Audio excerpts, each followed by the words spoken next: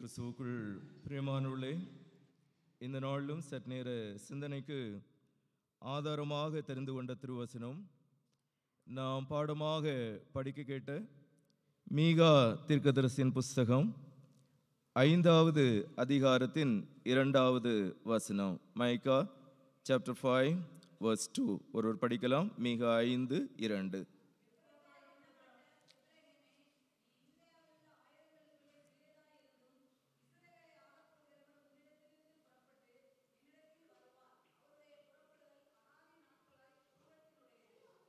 ஜெபிப்போம். மாட்சிமிக்க நல்ல ஆண்டவரே, வருகையின் காலங்களுக்குள்ளதாக நாங்கள் பிரவேசித்து இந்த 4வது ஞாயிறு நிலை ஆண்டவருடைய தூய சமூகத்திலே கடந்து வந்து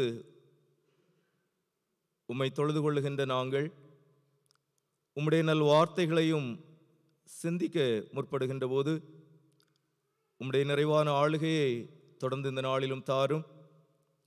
சத்திய ஆவியானவரை கொண்டு ஆண்டவர் சத்தியத்தின் பாதையிலே எங்களை வழிநடத்தி உம்முடைய வேதத்தின் மகத்துவங்களை நாங்கள் கண்டுகொள்ளும்படியாக நீர் எங்களுடைய அகக்கண்களை திறந்து நீர் எங்களுடைய உள்ளங்களிலே பிறந்து ஆண்டவரை நீர் எங்களில் செயல்படுகின்ற அனுபவங்களை காண ஆண்டவர் கிருபை செய்துள்ள வேண்டும் என்று ஜெபிக்கின்றோம்.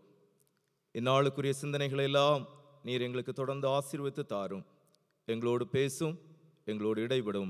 மீட்பர் இயேசுவின் நாமத்தில் வேண்டுகின்றோம் பிதாவே, ஆமென். கிறிஸ்துவுக்குள் பிரியமானவர்களே, வருகையின் காலங்களுக்குள்ளதாக பிரவேசித்ததை போல இருக்கின்றது பண்டிகை. கிறிஸ்து பிறப்பு பண்டிகை மிக அருகாமையில் இருக்கின்றது. ஆக வருகையின் காலங்கள் நம்முடைய ஆவிக்குரிய வாழ்விற்கான ஒரு கொண்டாட்ட சூழலை ஏற்படுத்தி தருகின்றது. அவனமாக இந்த வருகையின் காலங்களிலே நாம் கொண்டாடுகின்ற போது பல காரியங்கள் நமக்கு முன்பதாக முதன்மையான இடங்களை பிடிக்கின்றவைகளாக இருக்கலாம். ஆனால் திருமறை நமக்கு கற்பிக்கின்ற போது, இந்த நாளுக்குரிய திருமறை பகுதிகளிலே நாம் படிக்கின்ற போது முதன்மையான இடம் பெறுகின்ற ஒன்று என்று சொல்லுகின்ற போது the birth place of the Messiah, மெசியாவின் பிறப்பிடம் என்பது இந்த நாளுக்குரிய சிந்தனைக்கான கருப்பொருளாக இருக்கின்றது. மீகா தீர்க்கதரிசியின் புஸ்தகம் 5வது அதிகாரத்தின் 2வது வசனத்தை நாம் படிக்கின்ற போது, எப்பிராத்தா எனப்பட்ட பெத்லெகேமே, நீ யூதேயாவில் உள்ள ஆயிரங்களுக்குள்ளே சிறியதாயிருந்தும் இஸ்ரவேலை ஆளப்போகிறவர் உன்னிடத்திலிருந்து புறப்பட்டு என்னிடத்தில் வருவார். அவருடைய புறப்படுதல் அநாதி நாட்கள் ஆகிய பூர்வத்தின் உடையது. ஆண்டவருடைய வருகையை பல்வேறு நிலைமைகளிலே நாம் கொண்டாடுகின்றோம், ஆயத்தப்படுகின்றோம் என்று சொல்லுகின்ற போது இங்கே பெத்லெகேம் முதன்மையான ஒரு இடத்தை பெறுகின்றது. Birth place. ஒருவேளை நம்ம எல்லாருக்கும் கூட இன்னைக்கு இருக்கக்கூடிய சூழ்நிலைமையினில் உங்களுடைய பிறப்பு இடம் எது, பிறப்பு சான்றிதழ், பிறப்பிட சான்றிதழ் என்பது எல்லாருக்கும் முன்பதாக ஒரு அத்தியாவசிய தேவை என்று சொல்லுகின்ற ஒரு சூழலுக்குள்ளே இந்திய சமூகத்தை கொண்டு வந்திருக்கின்றது. ஒருவேளை சுமார் 50 ஆண்டுகளோ அல்லது அதற்கு முந்தைய ஆண்டுகளிலோ வாழ்ந்தவர்களுக்கு எங்க பிறந்தா என்ன, எங்க வாழ்ந்தா என்ன, இது எங்களுடைய இந்திய மண் என்று சொல்லிய நிலைமைகள் என்பவைகளெல்லாம் மாறி இன்றைக்கு உங்களுடைய பூர்வீகம் என்ன என்று சொல்லுகின்றவைகள் மேலோங்குகின்ற ஒரு காலத்திலே நாம் வாழ்ந்து கொண்டிருக்கின்றோம்.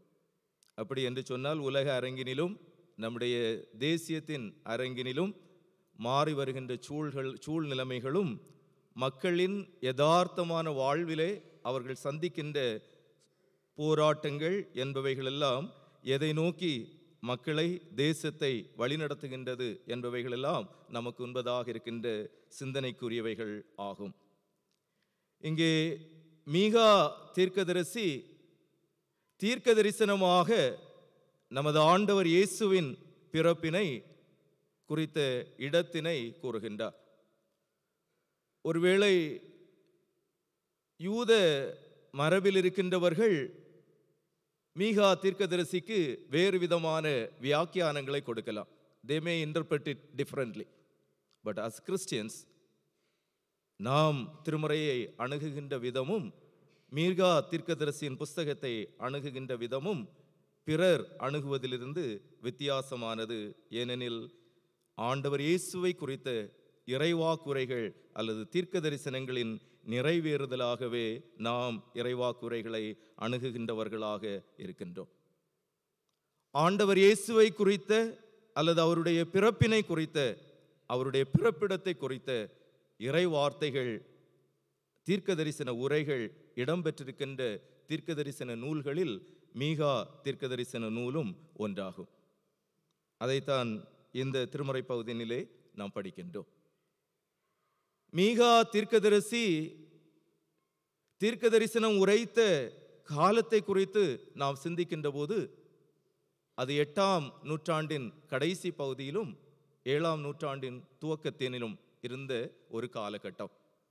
ஒருவேளை இந்த 7 அதிகாரங்களை உடைய இந்த தீர்க்க தரிசன புஸ்தகத்தை முழுவதுமாக நீங்கள் படித்தீர்கள் என்று சொன்னால், இன்று மக்கள் எத்தகைய நிலைமைகளில் கசக்கி பிழியப்படுகின்றார்களோ அல்லது உயிரோடு இருக்கும்போதே மக்களுடைய தோள்களை உரிக்கின்றார்களோ, அதே அனுபவம் அன்றைய சமூகத்திலும் நிகழ்ந்தேறியது என்பதை காண முடியும். அதோடு மாத்திரமல்ல, மீகா தீர்க்கதரிசி ஒரு கிராமிய சூழலிலிருந்து ஆண்டவருடைய அழைப்பினை பெற்று தீர்க்க தரிசனம் உரைத்தவர். அவருடைய சமகாலத்தவராகிய ஏசாயா தீர்க்கதரிசி ஒரு பெரிய செல்வந்தன், ஒரு செல்வந்தனாக இருந்தவர்.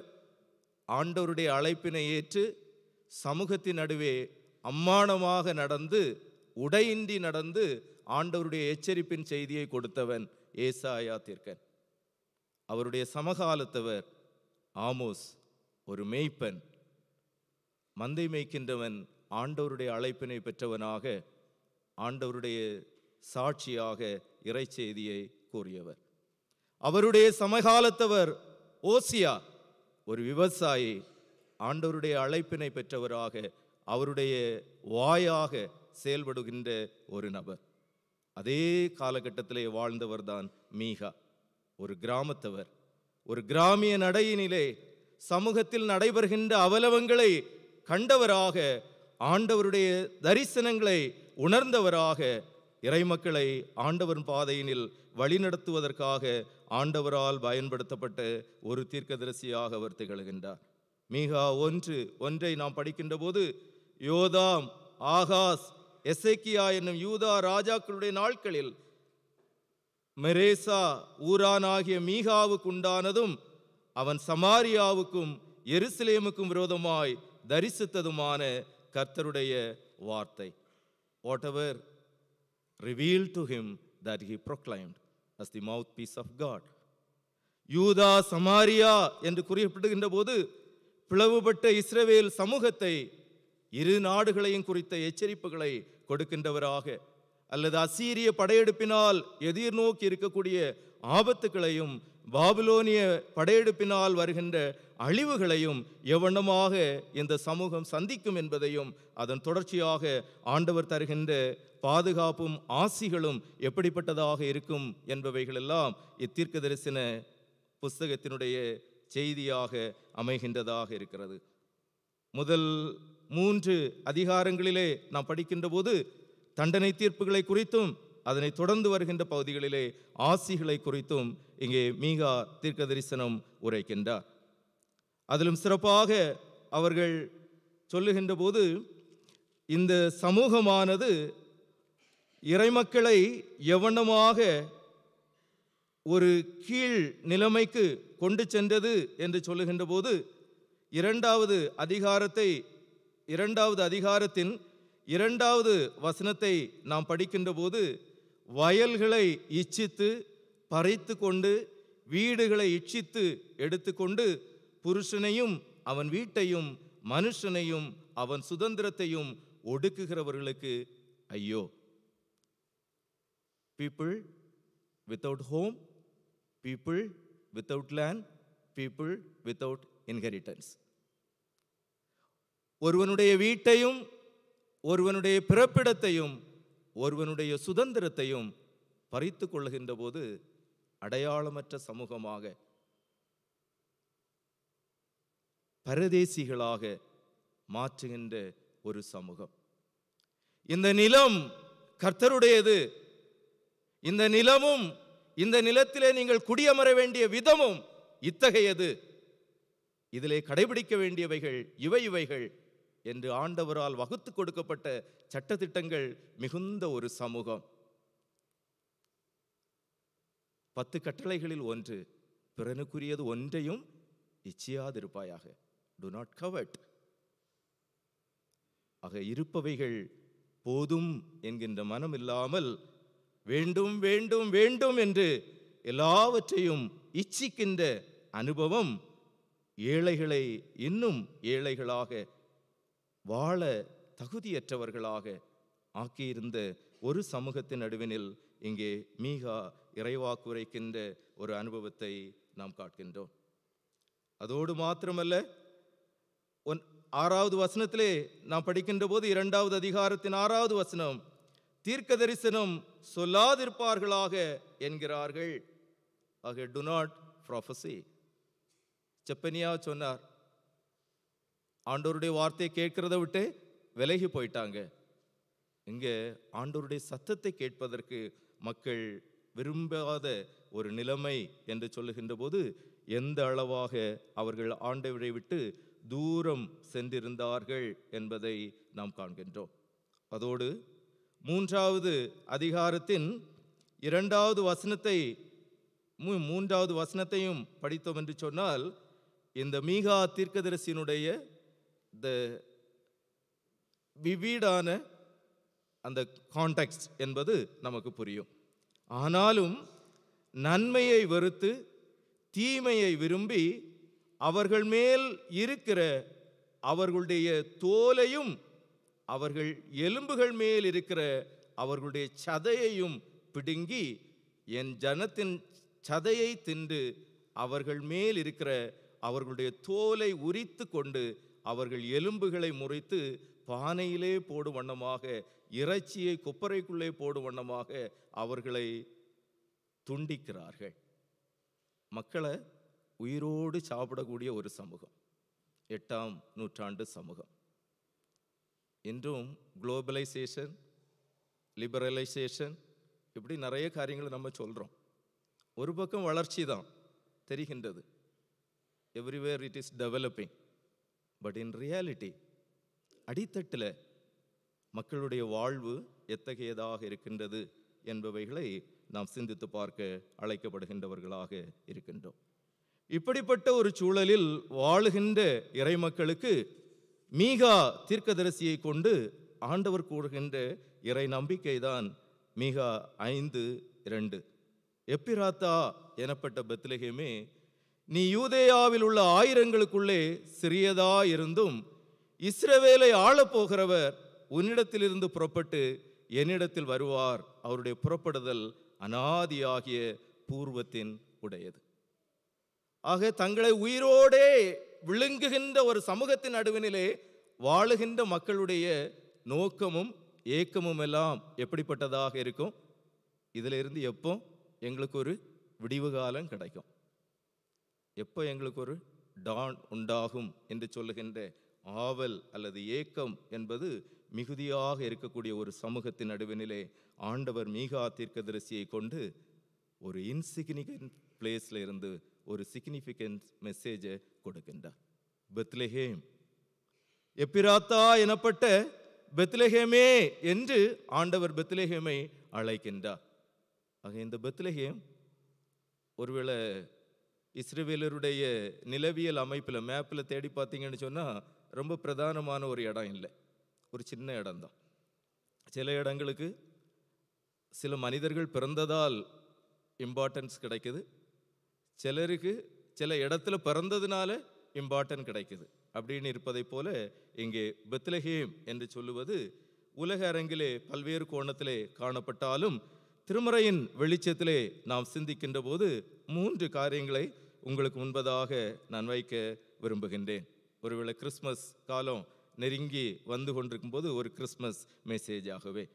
ஆக இந்த பெத்லெகேம் என்று சொல்லுகின்ற போது அது ஒரு முக்கியத்துவம் அற்ற நிலைமையிலிருந்த ஒரு பகுதியை ஆண்டவர் முக்கியத்துவப்படுத்திய ஒரு பகுதியாக திகழ்கின்றது.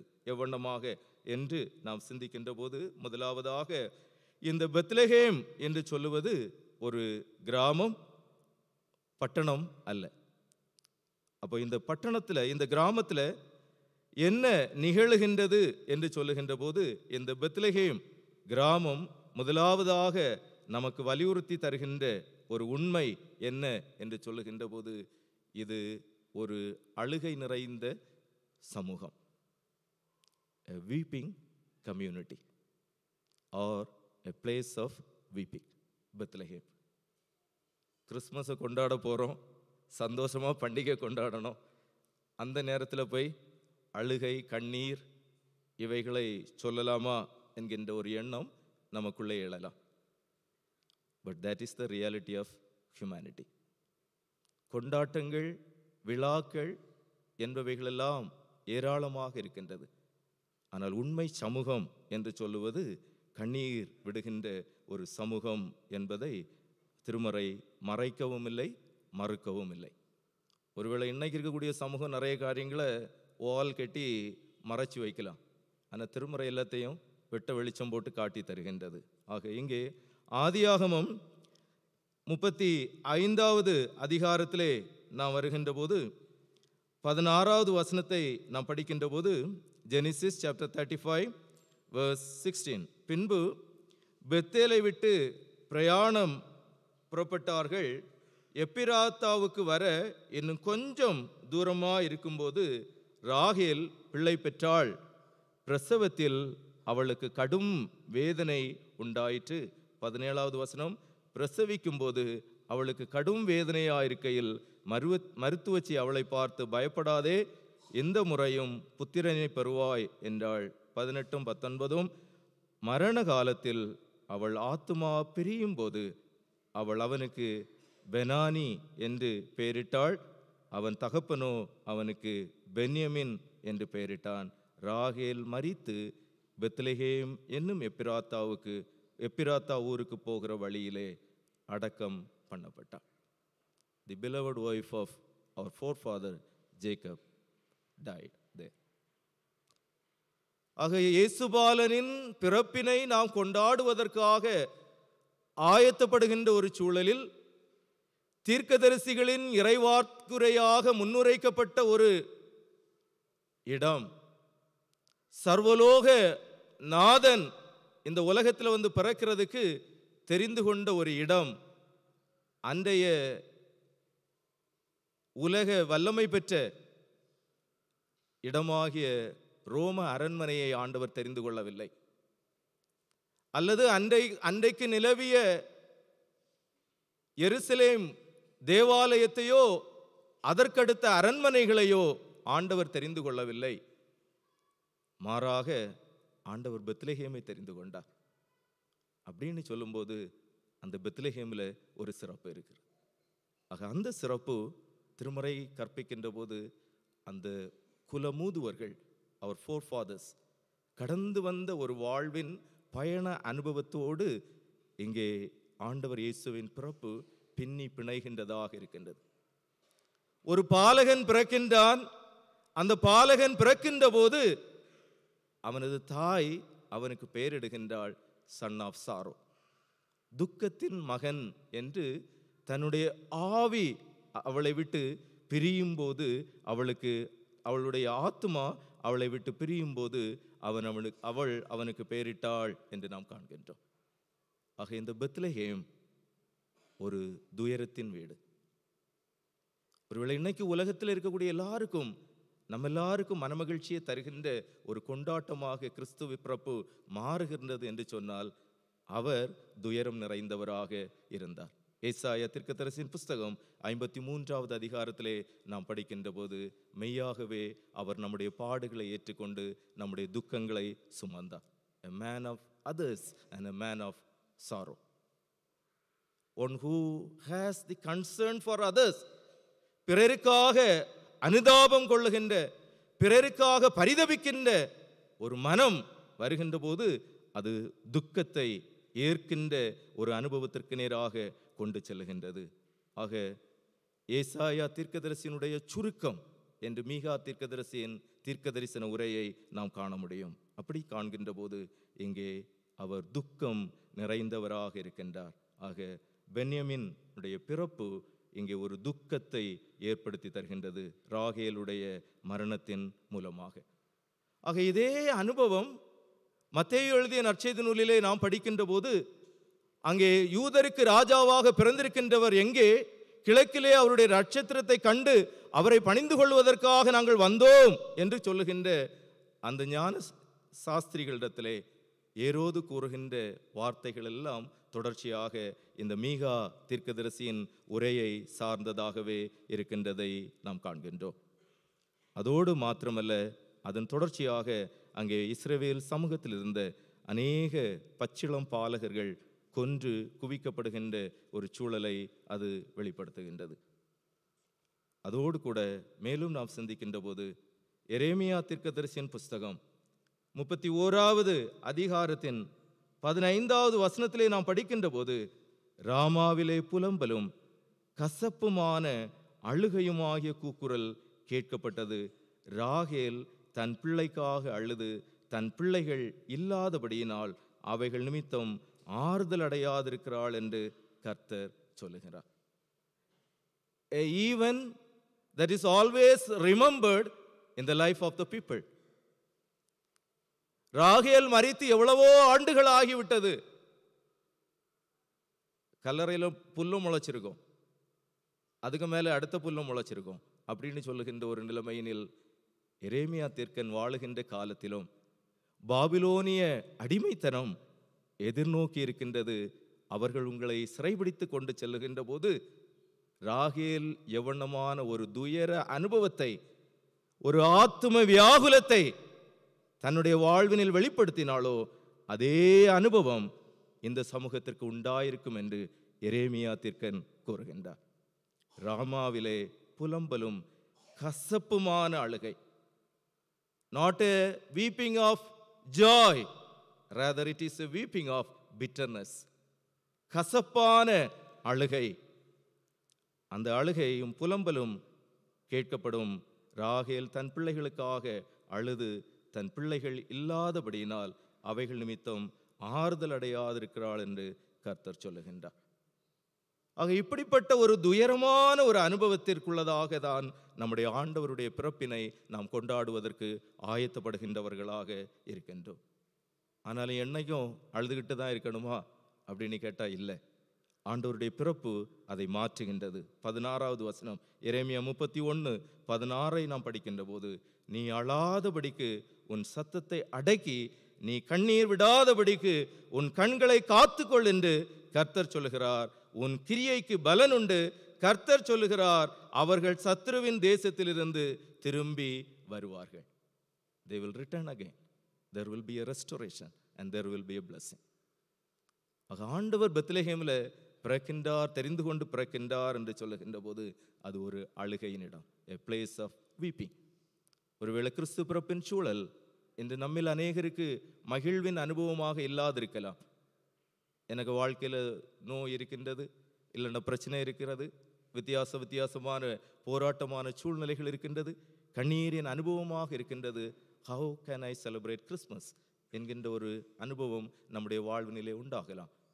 ஆனால் ஆண்டவருடைய வார்த்தை நமக்கு நம்பிக்கை தருகின்றது. அவர் நம்முடைய அழுகையை ஆனந்தமாக மாற்றுகின்றதற்காக பெத்லெஹேமிலே பாலகனாக பிறக்கின்றவராக இருக்கின்றார். இரண்டாவதாக நாம் சிந்திக்கின்ற போது இந்த பெத்லெஹேம் வலியுறுத்துகின்ற உண்மை என்ன என்று சொல்லுகின்ற போது அது ஒரு அப்பத்தின் வீடு. பெத்லெஹேம் என்று சொன்னால் அப்பத்தின் வீடு. முதல்ல அது ஒரு அழுகையின் வீடு, அடுத்தது அது ஒரு அப்பத்தின் வீடு. இந்த அப்பத்தின் வீட்டிலை குறித்து சிந்திக்கின்ற போது அதுக்கு ஒரு பெரிய வரலாற்று பின்னணி இருக்கின்றது. ரூத்தினுடைய புஸ்தகம் 1வது வசனத்தை நாம் படிக்கின்ற போது, நியாயாதிபதிகள் நியாயம் விசாரித்து வரும் நாட்களில் தேசத்திலே பஞ்சம் உண்டாயிற்று. அப்பொழுது யூதாவில் உள்ள பெத்லெகேம் ஊரானாகிய ஒரு மனுஷன் தன் மனைவியோடும் 2 குமாரரோடும் கூட மோவாப் தேசத்திலே போய் சஞ்சரித்தான். ஹவுஸ் ஆஃப் பிரெட், அப்பத்தின் வீட்டில் பஞ்சம், அப்பம் இல்லை அப்படின்னு சொல்லும்போது சூழ்நிலையை கொஞ்சம் யோசித்து பாருங்க. ஆக ஒரு குடும்பம், நகோமி குடும்பம், எலிமெலேக் 2 பிள்ளைகளோட, மக்லோன் கிலியோனோடு கூட மோவாப் தேசத்துக்கு போகிறார்கள். ஆனால் அங்கே போன இடத்துல அவர்கள் வாழ்வு கசப்பு மிக்கதாக மாறியது. பஞ்சம் பிழைக்க சென்ற ஒரு சமூகம் பெத்லெகேம் சமூகம், புலம்பெயர்கின்ற சமூகம் பெத்லெகேம் சமூகம். ஹவுஸ் ஆஃப் வீப்பிங், உயிரோடே தோலை உரிக்கக்கூடிய ஒரு சமூகம் பெத்லெகேம் சமூகம்.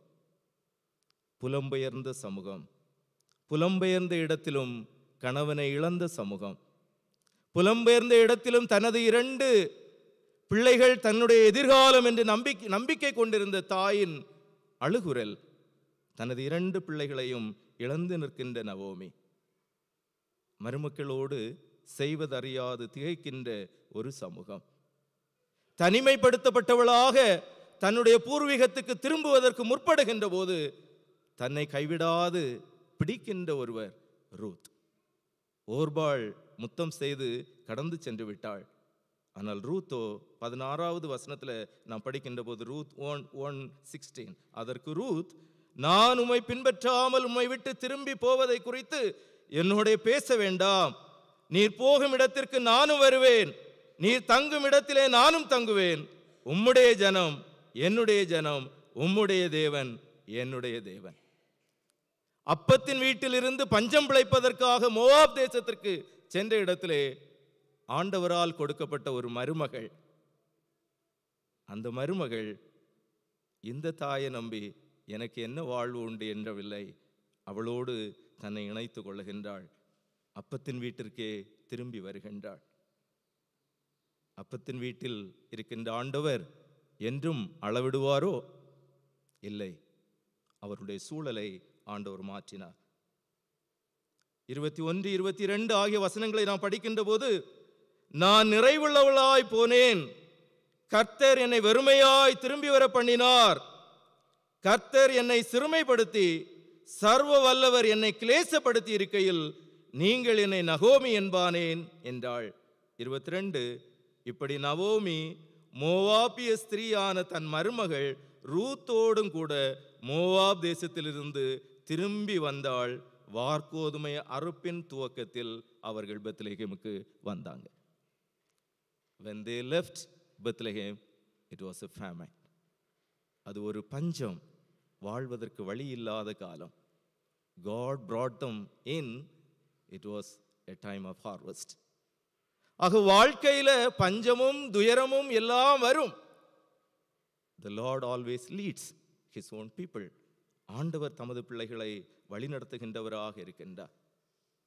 இஸ்ரவேலுக்கும் மோவாப் தேசத்திற்கும் எத்தகைய ஒரு இணைப்பினையும் ஏற்படுத்த இயலாதிருந்த ஒரு நிலைமையில ஆண்டவர் அப்பத்தின் வீட்டுக்குள்ளேயே ஒரு பஞ்சத்தை கொண்டு வந்து, அந்த பஞ்சத்தினால ஒரு குடும்பத்தை இங்கே இருந்து அங்கே கொண்டு போய், அங்கே இருந்து ஒரு மருமகளை இந்த சமூகத்துக்குள்ள கொண்டு வந்து ஆண்டவர் ஒரு காரியத்தை செய்தார்னு சொல்லும்போது, இந்த பெத்லெகேம் சமூகம் வாஸ் எ ரெவல்யூஷனரி சொசைட்டி. அது ஒரு புரட்சிகரமான ஒரு சமூகம்.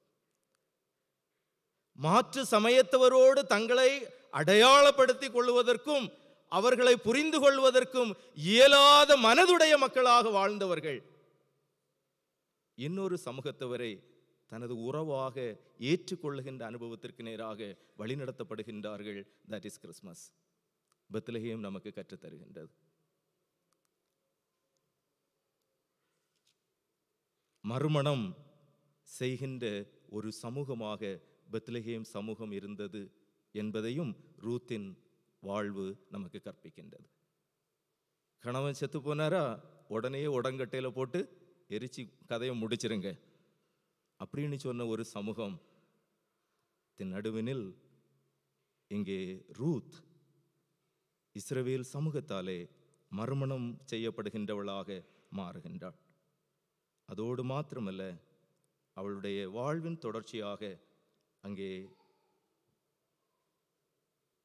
ஆண்டவரை பெற்றெடுத்து தருகின்ற வம்ச மரபினிலே அவள் இடம்பெறுகின்றவளாக மாறுகின்றதை நாம் காண்கின்றோம்.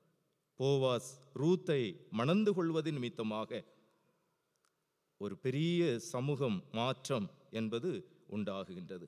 அவளை வாழ்த்துகின்ற போது ரூத் 4வது அதிகாரத்தின் 13வது வசனத்தை நாம் படிக்கின்ற போது, போவாஸ் ரூத்தை விவாகம் பண்ணினான், அவள் அவனுக்கு மனைவியானாள்.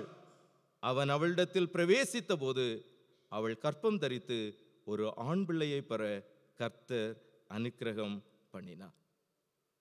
ஆண்டவர் அனுக்கிரகம் பண்ணி பிறந்த ஒரு நபர்